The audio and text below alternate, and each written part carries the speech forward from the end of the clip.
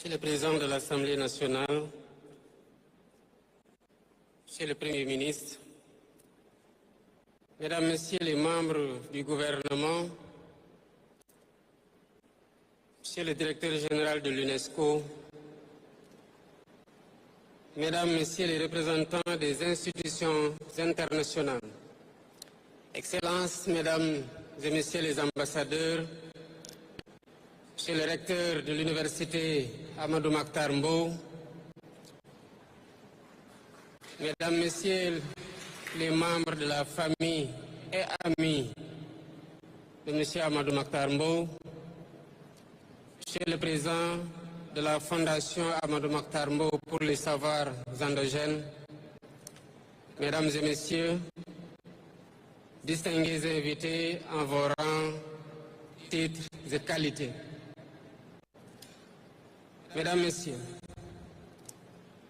nous sommes réunis à un moment où la nation rend hommage à l'un de ses plus illustres fils, dont le parcours et l'action irradient notre conscience nationale et inspirent le récit. Par ma voix, la nation tout entière exprime sa profonde gratitude et célèbre la mémoire d'Amadou Mahtar Mbow. Gravé sur le frontispice d'une université sénégalaise, le nom d'Amadou Mahtar Mbow est élevé au rang des immortels. Il n'est dommage plus symbolique que d'accéder à l'éternité dans le lieu le plus prestigieux du savoir, l'université. En effet, quel autre espace de socialisation et de savoir que l'université pour favoriser un dialogue constructif entre les civilisations? La quête de l'égalité entre les cultures et entre les peuples, arlésienne de plusieurs décennies de lutte politique qu'il a menée, est toujours aussi d'actualité. Soyez assurés qu'en tant que dépositaire du pouvoir politique, nous prendrons toute notre part pour consolider les acquis de nos glorieux devanciers dans le combat pour la réhabilitation de l'histoire, de la mémoire, de la dignité des Africains, en somme, du panafricanisme. Mesdames, Messieurs, ce qui nous réunit transcende une cérémonie d'hommage dédiée à un homme. Nous nous réunissons pour accomplir ensemble un acte de conscience collective, un devoir de mémoire et pour honorer un rendez-vous de la nation avec elle-même. Nous nous réunissons pour un moment d'histoire où la mémoire devient la matrice d'un avenir commun que l'on doit sans cesse cultiver. Sous ce rapport, célébrer Amadou Mahtar Mbow nous permet de penser notre avenir en puisant dans les vestiges de l'histoire, les vertus qui demeurent encore les défis du continent africain, à savoir l'éducation, la culture, l'information et la communication, l'égalité, j'en passe. Il s'agit à travers cette célébration de magnifier les politiques de reconquête mémorielle initiées depuis le début de mon mandat.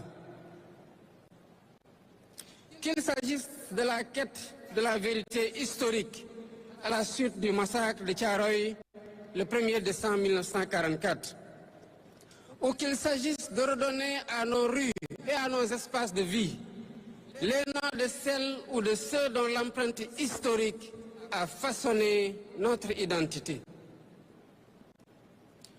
Amadou Mahtar Mbow savait que l'intelligence n'a de valeur que lorsqu'elle élève l'homme et sert la collectivité.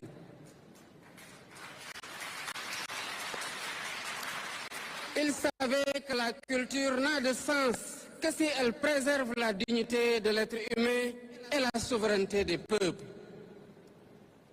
de l'excellence de son dara d'enfance, véritable lieu de discipline, à l'école sénégalaise, il a construit les fondements de sa foi, la discipline du savoir et la sagesse des anciens.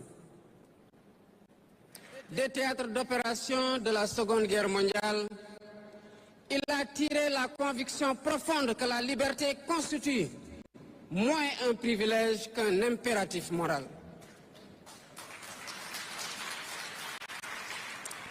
Un président aux destinées de l'UNESCO, il a élevé ses fonctions au rang d'un engagement politique, se faisant le porte-étendard des peuples privés de voix et de reconnaissance. Mais plus globalement, dans un monde encore marqué par les fractures héritées de la colonisation, il est plus que jamais important d'entendre les voix qui s'élèvent pour dire que l'humanité ne peut progresser qu'en reconnaissant la dignité de toutes les cultures et l'égale valeur de tous les savoirs.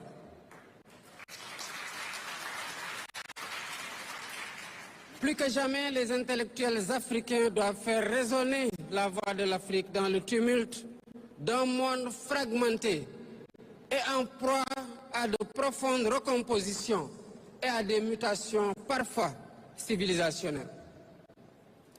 Plus que jamais, nos sociétés doivent encourager et célébrer les voix de celles et ceux qui, partout dans le continent africain, portent la cause des cultures opprimées, des langues oubliées, des savoirs endogènes non valorisés. En vérité, la promotion d'une culture imprégnée de nos réalités socio-anthropologiques est au cœur de nos politiques publiques. En effet, la vision Sénégal 2050 promeut un Sénégal maître de son destin, éducateur de ses enfants, créateur de ses savoirs. Nous pensons fermement, par une approche constructiviste, que l'éducation, loin d'être une dépense, est le viatique de toute prospérité durable. Elle est le soubassement même de la conquête de nos souverainetés. En tant que levier de développement, l'éducation doit participer à la démocratisation des connaissances et réduire les vulnérabilités qui traversent les pays du Sud. Mesdames, Messieurs, la journée qui nous réunit aujourd'hui démontre que la culture n'est pas un ornement, mais la sève qui nourrit la nation, la mémoire qui la guide et la lumière qui la projette vers l'avenir. Ce 28 octobre 2025, nous honorons certes un homme, mais nous célébrons aussi un Sénégal qui croit en la puissance du savoir et de la culture, à la force du travail et à la grandeur de toute une nation. Nous célébrons un Sénégal où chaque école, chaque université et chaque dara aspire à être dépositaire de notre identité culturelle afin d'en assurer une fidèle transmission à la postérité. Nous célébrons un Sénégal où l'on s'honore du titre de citoyen, un Sénégal où le numérique et l'intelligence artificielle ne remplacent pas l'humain, mais l'élève. Un Sénégal où les technologies de demain servent les valeurs éternelles de notre civilisation, que sont la solidarité, la vérité et la paix. C'est dans cette trajectoire d'espérance et de continuité que nous avons inscrit la transformation digitale de notre système éducatif à travers la stratégie du numérique pour l'éducation 2025-2029.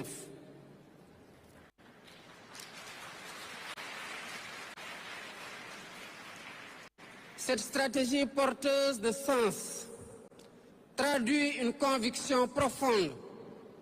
L'Afrique dans le passé, berceau de beaucoup de savoir, doit être aujourd'hui encore source de savoir qu'elle diffuse dans le monde. L'Afrique doit être créatrice de solutions, de ressources et de croissance endogène. Cette ambition souveraine, loin de demeurer une pétition de principe, structure les orientations systémiques de nos politiques publiques et ce, surtout dans les domaines de l'éducation, de la formation, de l'enseignement supérieur, de la recherche et de l'innovation. En somme, en matière d'épistémologie des savoirs. L'Afrique, comme l'a toujours enseigné Amadou Mokhtar Mbow, doit tenir son rang en tant que berceau de l'humanité pour s'arrimer aux mutations scientifiques et numériques, mais aussi technologiques de nos sociétés. Cependant, tout projet scientifique ne saurait exister sans racines. Et ces racines, produits de notre code culturel et social, ce sont nos daras, nos langues nationales, nos traditions, notre... GoDaddy has the perfect hosting plan for any website. From low-cost shared...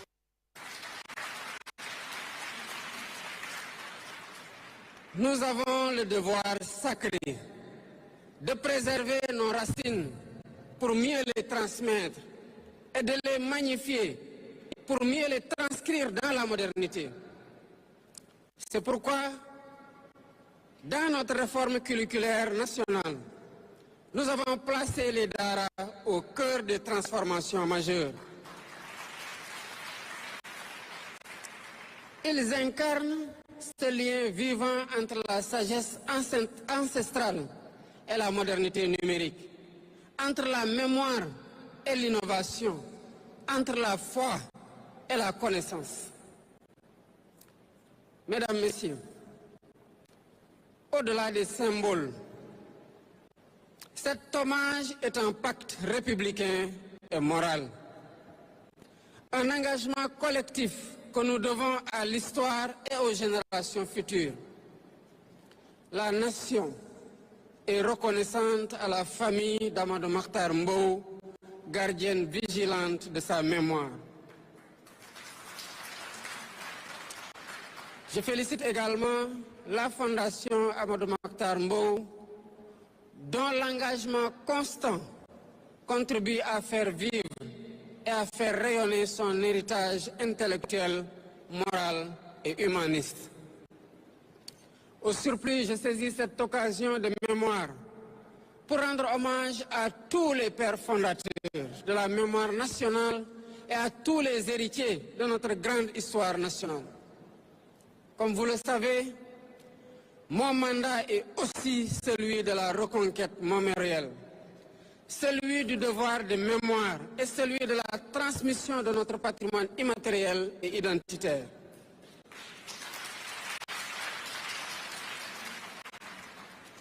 Mesdames et Messieurs, en réalité, la cérémonie d'aujourd'hui s'inscrit dans une dynamique plus holistique de réaffirmation de notre souveraineté par la refondation morale et éducative de notre pays.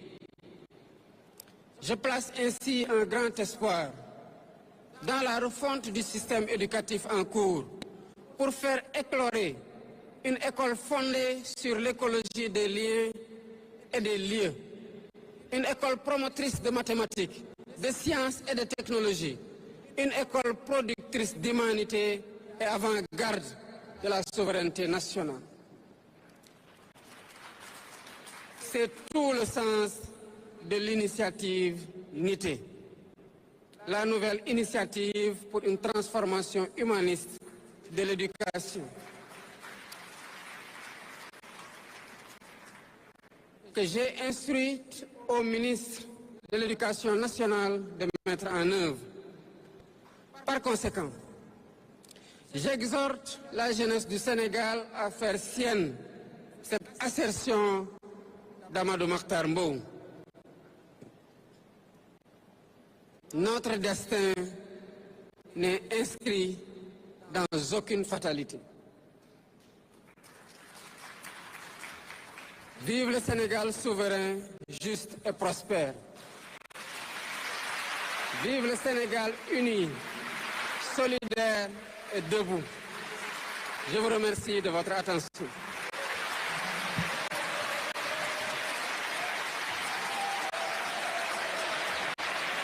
Merci beaucoup, Monsieur le Président de la République. Merci pour ce message fort à la jeunesse. Merci pour ce message fort aux élèves. Merci à Monsieur le Premier ministre, Monsieur le Président de l'Assemblée. Merci à l'ensemble du gouvernement, au corps constitué, au corps diplomatique et à l'ensemble des invités. Nous prions les élèves de rester sur place. Nous remercions tous nos partenaires, la Fondation Amadou Mahtar Mbow, l'UAM, l'African Union, l'UNESCO, l'AUF, la Confemen, la francophonie, la société civile sénégalaise, les universités du Sénégal et du monde, dont les recteurs et chercheurs étaient là, les syndicats d'enseignants et toutes les autres fondations. Je voudrais remercier aussi la SOGIP qui nous a accueillis aujourd'hui. Donc, vous venez de suivre cette cérémonie d'hommage extrêmement importante avec le président de la République, son Excellence M. Bassirou Diomaye